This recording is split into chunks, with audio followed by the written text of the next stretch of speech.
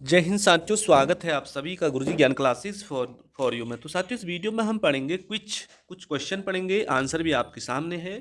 जीव विज्ञान और बायोलॉजी पे आधारित क्वेश्चन है, आगामी सभी परीक्षाओं के लिए इंपॉर्टेंट है।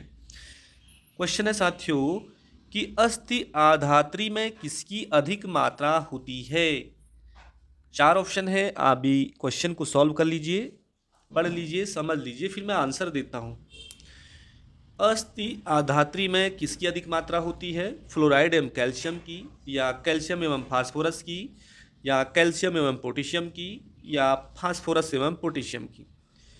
तो सही जवाब हो जाएगा दोस्तों इसका, आप भी दीजिए ऑप्शन नंबर बी, बिल्कुल इसका सही जवाब है कि अस्थि आधात्री में जो मात्रा अधिक होती है वो कैल्शियम एवं फास्फोरस की होती है। और अगला क्वेश्चन, स्थलीय पर्यावरण में पादपों की उत्तरजीविता उनमें निम्नलिखित में से किसकी उपस्थिति के कारण संभव होती है? तो साथियों, पादपों में जो ऊतक पाए जाते हैं, तो इसका जो सही जवाब है, आप पढ़ोगे तो ऑप्शन नंबर बी बिल्कुल राइट करना। ये इस टाइप को चला गया है, संवहन ऊतक जो स्थलीय पादपों में उत्तरजीविता उपस्थित होती है, संवहन ऊतक। ऑप्शन नंबर बी बिल्कुल साथियों, ऑप्शन आपका। आंत्र पचे हुए भोजन को अवशोषित करती है, उपकला कोशिकाओं का कौन सा प्रकार इसके लिए उत्तरदायी है? तो साथियों, इसके भी चार ऑप्शन दे रखे हैं, आप आंसर दीजिए कि आंत्र पचे हुए भोजन को अवशोषित करती है, आंतें, उपकला कोशिका का कौन सा प्रकार इसके लिए उत्तरदायी है, कह रहा है। तो फ्रेंड्स, इसका सही जवाब हो जाएगा ऑप्शन नंबर बी, राइट, स्तंभाकार उपकला। स्तंभाकार उपकला। बढ़ते हैं फ्रेंड्स अगले क्वेश्चन पे। अगला क्वेश्चन है, मानव शरीर में वसा निम्नलिखित में भंडारित होती है? घनाकार उपकला में, या वसावतक में, या अस्थियों में, या उपास्थियों में। तो दोस्तों, हमारे शरीर में वसा कहाँ भंडारित होती है? ऑप्शन नंबर बी राइट हो जाएगा, वसा उतक में। वसा उतक फ्रेंड्स आपको याद रखना है। बढ़ते हैं अगले क्वेश्चन पे। जिम्नोस्पर्म या अनावृतबीजी पौधों में जल संवहन ऊतक सामान्यतः निम्नलिखित में से किसमें पाई जाती हैं? वाहिकाएं में, चालनी नलिकाएं में, या वाहिनिकाएं में, या जाइलम तंतु में। तो साथियों, जिम्नोस्पर्म बोले तो जो अनावृतबीजी पौधे होते हैं उनमें जल संवहन ऊतक कहाँ पाया जाता है? तो वाहिनिकाओं में पाए जाते हैं। ऑप्शन नंबर सी बिल्कुल आपका राइट ऑप्शन है। बढ़ते अगले क्वेश्चन पे। खेत में उगे गन्ने के पौधों के अग्रभाग को यदि काट कर हटा दिया जाए तो भी यह पौधा लंबाई में बढ़ता रहता है, ऐसा निम्नलिखित में से किस कारण होता है? तो साथियों, इसका सही जवाब है अंतर्वेशी विभाज्योतक। ऑप्शन नंबर डी राइट है कि अंतर्वेशी विभाज्योतक के कारण साथियों जो खेत में उगने वाले गन्ने हैं, यदि हम उसके आगे वाला भाग काट दें फिर भी वह पौधा लंबाई में बढ़ते हुए जाता है, तो ऑप्शन नंबर डी के कारण। अगला क्वेश्चन, नेक्स्ट क्वेश्चन है आपके स्क्रीन पे कि ऐच्छिक पेशी पाई जाती है आहार नाल में, पादप में, या आइरिस में, या फुफ्फुस में। ऐच्छिक जो पेशियां होती दोस्तों वो पाई जाती है हमारी पाद में। ऑप्शन नंबर बी बिल्कुल राइट है, पाद में ऐच्छिक पेशियां पाई जाती है हमारी पाद में। कहीं पे कोई क्वेश्चन साथियों मिस्टेक हो तो आप उसका आंसर दे सकते हैं। बढ़ते हैं अगले क्वेश्चन में।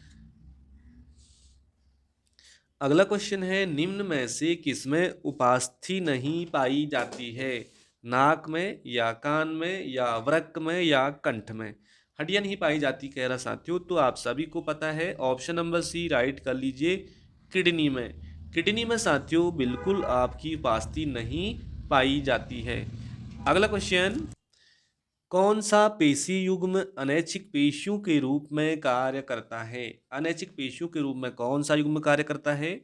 साथियों, यहाँ ऑप्शन दे रखे हैं ए बी सी डी, आपको सही करना है।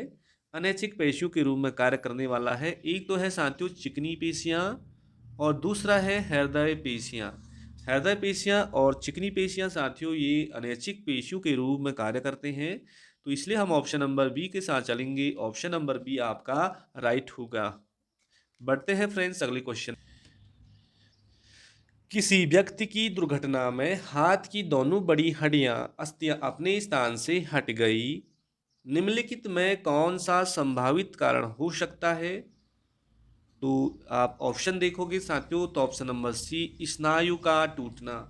स्नायु का टूटना, स्नायु का टूटना साथियों, किसी भी व्यक्ति की दुर्घटना में हाथ की दोनों बड़ी हड्डियां अपने स्थान से हट गई, इसका कारण हुआ कि उसका जो स्नायु का टूटना। ऑप्शन नंबर सी बिल्कुल आंसर राइट है।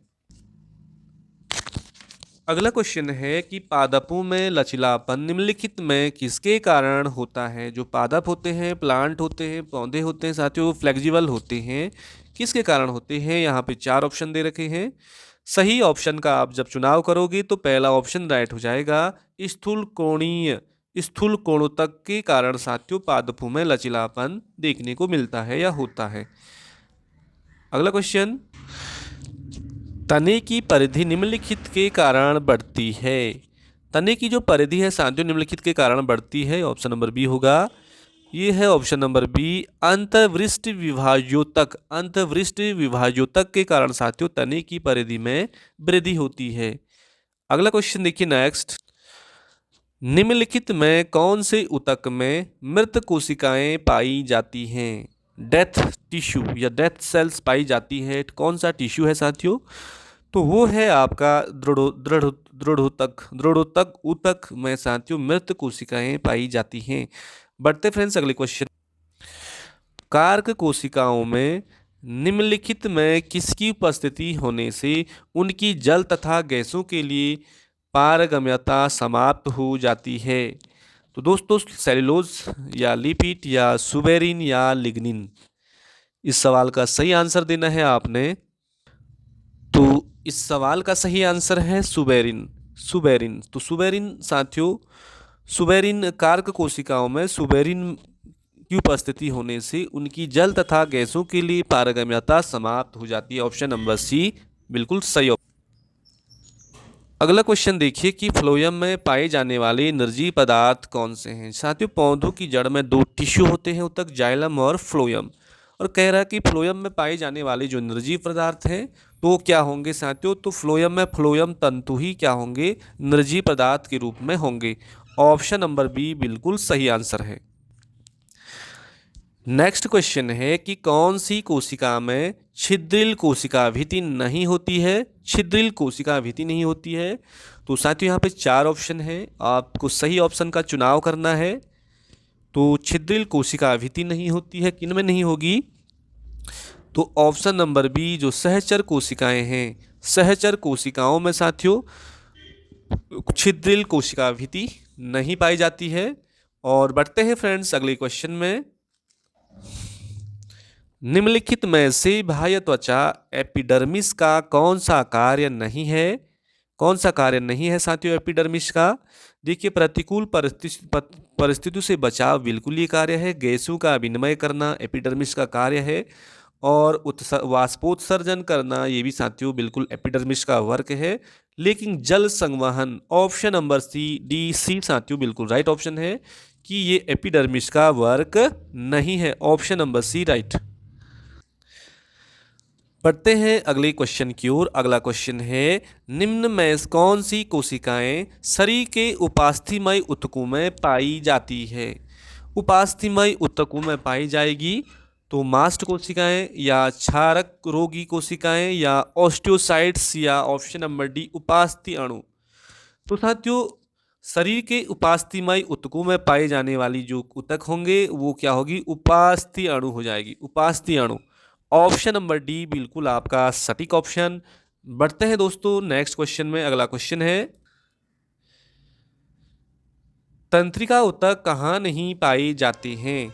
न्यूरॉन्स या नर्वस, जो तंत्रिका ऊतक की बात हो रही साथियों कहाँ नहीं पाए जाते हैं? सबसे पहले हम देख लेते हैं कहाँ पाए जाते हैं। देखिए मस्तिष्क में पाए जाते हैं, मेरुरज्जु में पाए जाते हैं, तंत्रिका में पाए जाते हैं, लेकिन कंडराओं में नहीं पाए जाते हैं। Friends option number C right कर लीजिए, कंडराओं में तंत्रिका ऊतक नहीं पाए जाते हैं। बहुत ही मोस्ट क्वेश्चन। बढ़ते हैं दोस्तों अगले क्वेश्चन पर। अगला क्वेश्चन है, तो इस आज की वीडियो को यहीं पे एंड करते हैं दोस्तों। क्वेश्चनों का लेवल कैसा लगा ज़रूर एक दूसरे को शेयर कीजिए। धन्यवाद, नमस्कार।